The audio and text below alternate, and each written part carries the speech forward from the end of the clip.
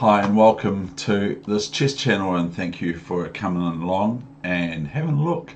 Kia kaha to New Zealanders, and I just wanted to show you this photo that I took when I was speaking to my mum in Dunedin.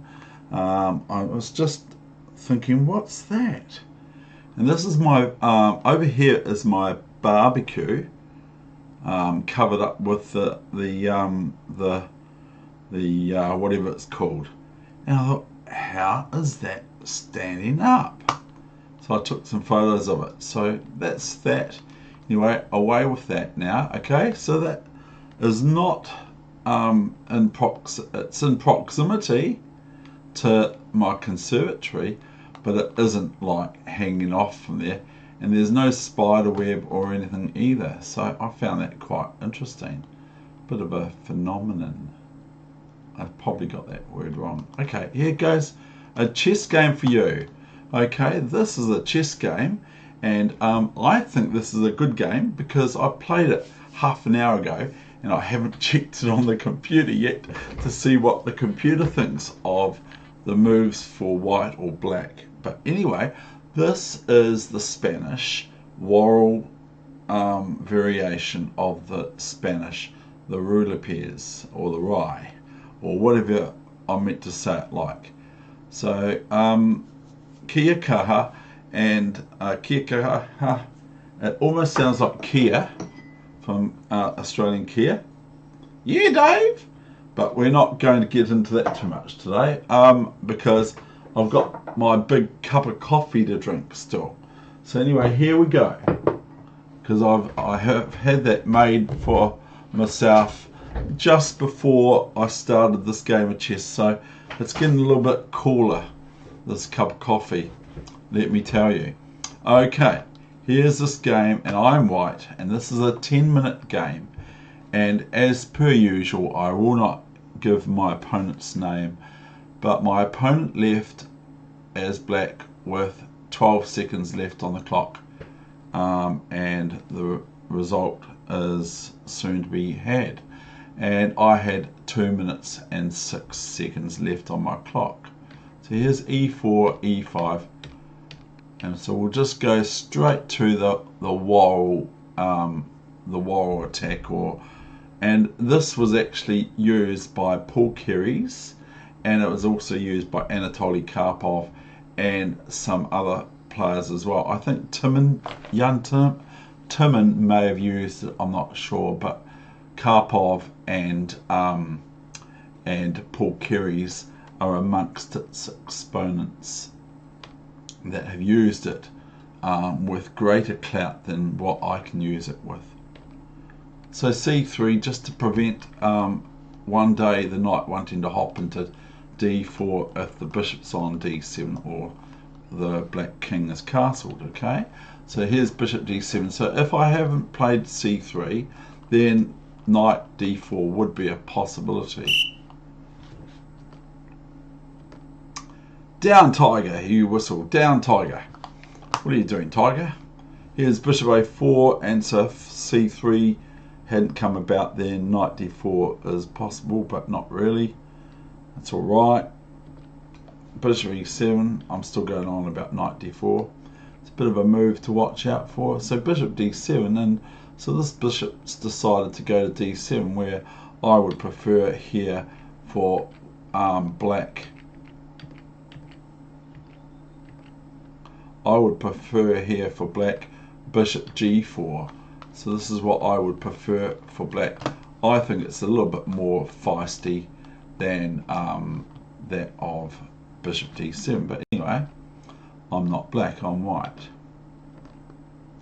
So this is the whole idea of the Worrall, is to get out of the way. The Batsford Guide to Chess Openings plays rook e1, but they say rook d1 is better, and I prefer rook d1 myself because you get to be able to just make some basic moves like d4 and then threaten things on e5 for white to black.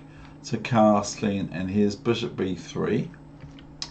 Yeah, that's a bit interesting, David, that I played that.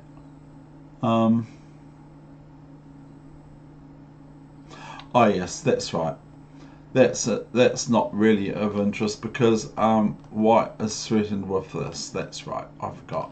Well, not threatened, but you know, this is an idea that should I play d4, okay, then I just about half guarantee the computer, if I turn the computer on, which is only Fritz 11, I guarantee that I'd almost play knight d4. See? And so here I'm sort of going, oh no, I have lost a pawn. Unless I go rook d4, but then not really, because it's just e d4, isn't it? And so this is not very good for white. This is all of a sudden white is in a lost position.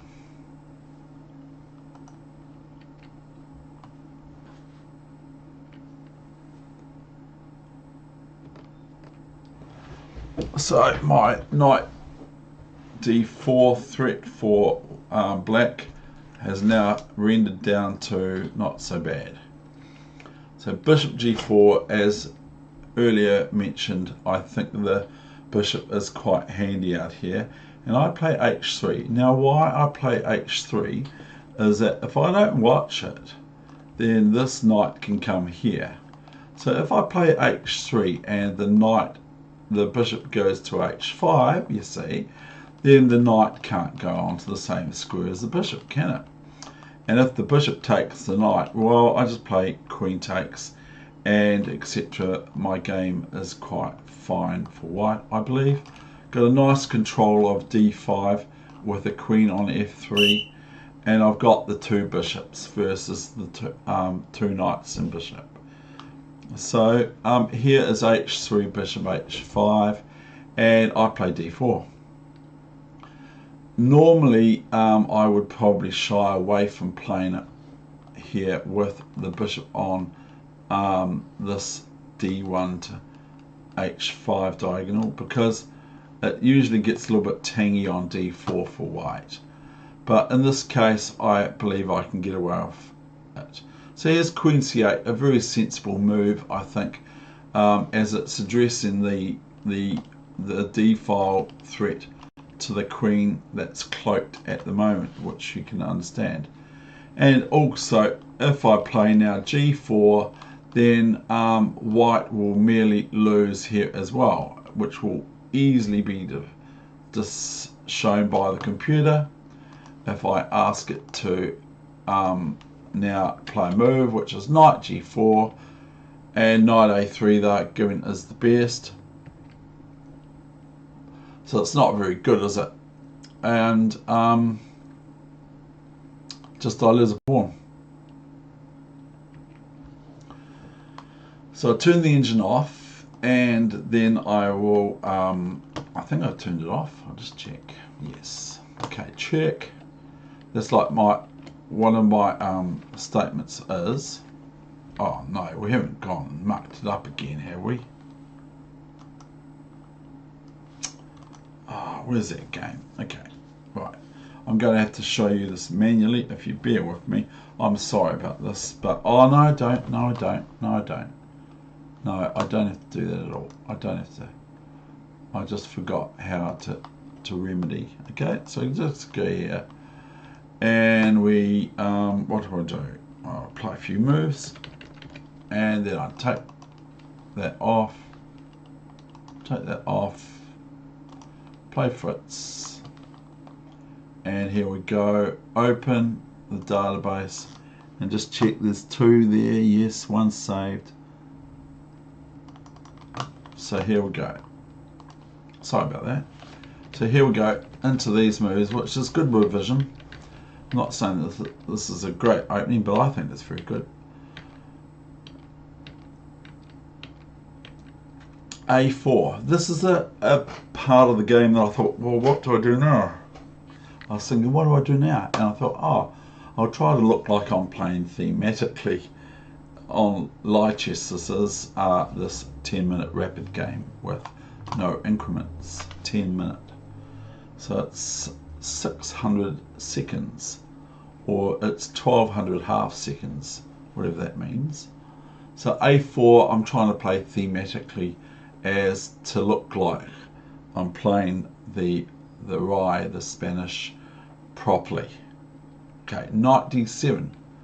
So here I just think, okay, right, I'm going to go g4 here, because here's my opportunity. Because now the bishop doesn't want to take this pawn, because there's no backup behind there. So that would be a loss of a bishop with this g4 biff. So here's bishop g6 and knight bd2. So I'm almost completing my development, but not really, you know me. And here's knight a7 and bishop back to c2, c6, dc6, and knight back to f1, which is very thematic in the Spanish, is knight b1 to d2 to f1 to g3 or e3 and f5 or d5. So here my knight's on f1 and we just keep going, knight to g3, and I've had lots of success with this as white. This is probably my best opening for white, is the Spanish, and I particularly like it because I used to watch lots of games as a junior where the champions would be playing, and also I've been on the receiving end as black of a international master now, who would beat the Spanish, who would beat the black player, the second player, myself, very comfortably with the same sort of idea of knight d2 to f1 to g3 to f5. So here's gh5, and black has not really got time. I'm not going to ask the computer again. Black, I'll better turn it off too. Black has not really got time to take this pawn first, as then white would merely take the bishop on g6. Unless that was a bishop on c5, then that would be alright, because if queen takes g3. So black hasn't got time to nibble at this h3 pawn as their bishop on g6 is attacked. So they retreat it to the only square possible. And now I just play my king up. Now I was thinking of going king up or king here. Now I think that my reasoning behind this is, if I go king g2, then maybe black will be excited maybe about the idea of knight e6 to f4 check, and then I have to take it back with the bishop anyway. Whereas in this case, if the knight travels there, that's just a friend of mine. If the knight travels there, I'm glad I got friends. So if the knight travels to e6 and f4, it's not going to be check, is it? And I've got to watch out for forking the royal queen king fork. But as well as that, I'm not on this G file, you see.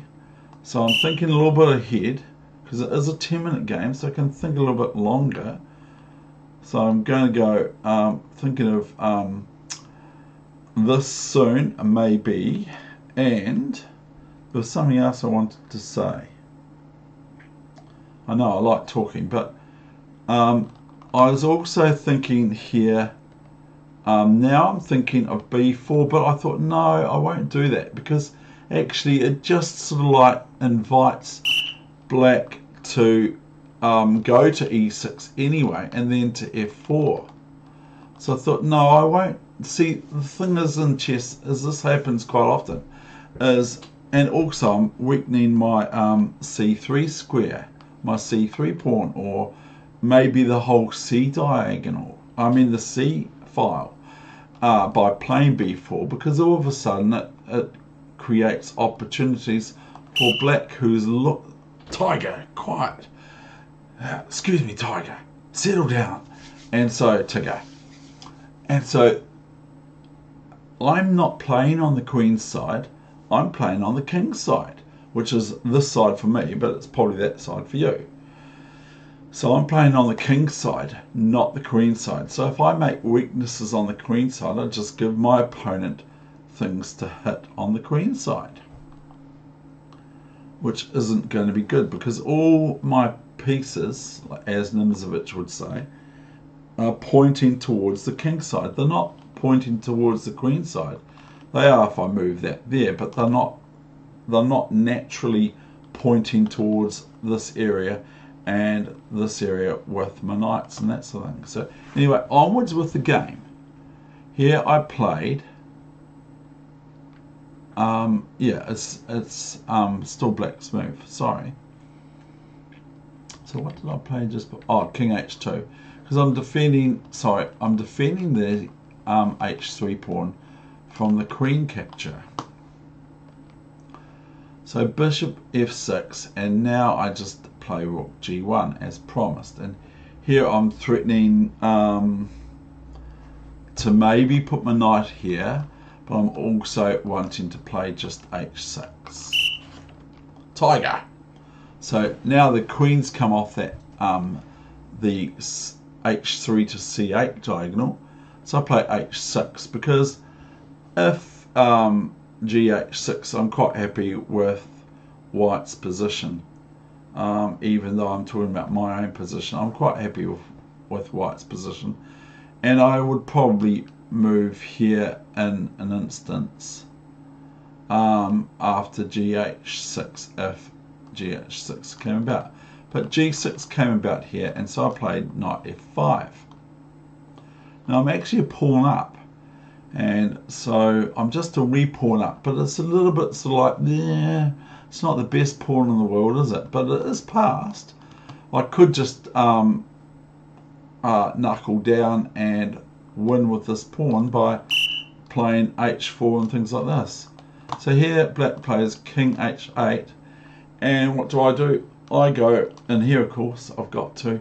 Then when I was looking at this, I thought, did I just sacrifice a pawn? Sacrifice again. That'll be good if I can say that again, but no, I haven't, but I have. And so bishop g7 and hg7 and king g7. And so what do? It's very easy to find, is queen here. And now I'm threatening to just come in here and annoy black's king, you see. And meanwhile, I haven't told this knight to reposition itself onto the king side, where it's probably tiger. Settle down, tiger. So here I go queen e3 with the idea of queen h6 and king h8, and so I don't get the check, but I go there anyway because now I'm just threatening knight here and that sort of stuff, and rook here and here, and bishop here and stuff like this. I better not try any other moves. So here's rook g8, so I'll end up finishing this session. Knight g5 comes about, you see. Now, rook g7, and now there's no reason under the sun why I do not just play rook b4. I played, oh I'm sorry, I made a mistake. b4, I thought I played rook g4 here. Knight d7, I think that knight e6 may be better, I don't know, I'm not going to check it. And then here's bishop b3, which is annoying black a little bit more, just nibbling away at this f7 pawn, which is now attacked by a knight and bishop. So it's threatening check or something else. So queen f6, and here we've got just bishop e3 developing, and now I am also preventing queen f2 check, good, of course, but I'm also now completing my development here with. So king g8, I'm not sure Fritz 11, even though it's old, would find better move than that, but I played rook g4 here, which is just sort of like obviously in black's face, because now I'm just threatening rook here, and it's very difficult for black, and plus I'm also threatening to bring all the pieces into into the fray as Garry Kasparov. Tiger, I've told you enough.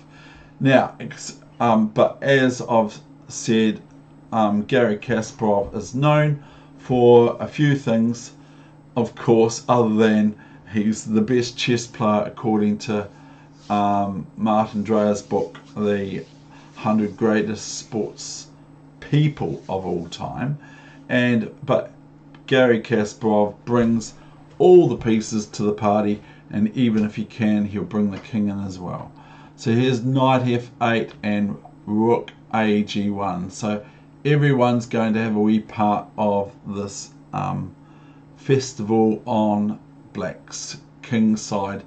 9 squares we're talking about here. Actually 9 squares, it's a lot of squares, but that's where all the activity is. And so 96, I don't think this will do, because I'm just going to lift that with my bishop, because now it would have been possibly okay, but not very good if I just go rook h4, because if knight takes g5 for black. And so here's fe6, and so it's very shortly over now, but black could play better than they did. I played knight h7, and this threatens the queen, of course, with a nasty check. So rook h7, rook g6, king h8, rook f6, rook h6, and everyone can see checkmate.